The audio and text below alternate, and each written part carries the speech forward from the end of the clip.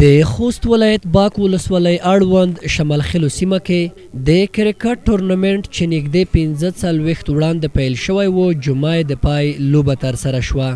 دغه سیالۍ چې نېږدې 50 لوبډلې برخوالې وې، پای لوبې ته يعقوبیو خپلواک او متون فيضان لوبډلو لار موندلې وه چې اتلولي متون فيضان لوبډلې خپله کړه. د لوبې جوړونکو له دغه سیالیو موخه د ځوانانو یوځای کیدل او د ولس او حکومت ترمنځ د وطن لرې کول یاد کړه. دا ټورنمېنټ چې موږ په لیاره چولی و په دې کې 50 لوبډلو تقریبا ګډون کړی و چې د هغې له جملې څخه د يعقوبیو خپلواک او د مرکز څخه د فيضان لوبډلې فاینل ته وتلې دي. تقریبا 15 ورځې به دوام وکړه او هدف مو د دې څخه د ځوانانو یو ځایوالی و.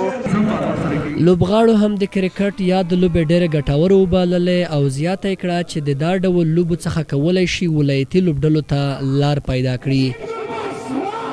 تاسو ته بهتره معلومه ده رسنیو کې دا خبر خپور شوی ده دوه لوبغاړي چې موږ کوم دي لکه بلال علیزی شو، عرفان مشال شو، د هغې خپلواک لوبډلې نه اوس هغه د ولایتي لوبډلې ته لوړلو. دا رقم ته لوبې خو ډېرې مهمې دي. د دې لوبې نه لوبغاړي تشویق کېږي چې مخکې راشي د افغانستان د ملي لوبډلې لپاره ولوبېږي. لوبې ته راغلو کسانو بیا ورزشي لوبې ځوانانو ته د تفریح برابرولو او د یو بل سره د مینې او ورورولۍ رامنځته کولو لپاره ډېرې ښې وبللې. دا په ځوانانو د هغه کې چې نشهیي موادونه یې وریاستي د ورزش په برخه کې د خلک همغږي سره کېږي، ټول سره په یوه ځای سره ټولېږي، د دې سره مینه محبت زیاتېږي. تفریح پوره خو دا ډول ټورنمېنټونه چې دي، که فوټبال دی، که والیبال دی، که کرکټ دی، داسې نور سپورتي کورونه چې دي، د دې لپاره ځوانانو لپاره ډېر ښه کور ده.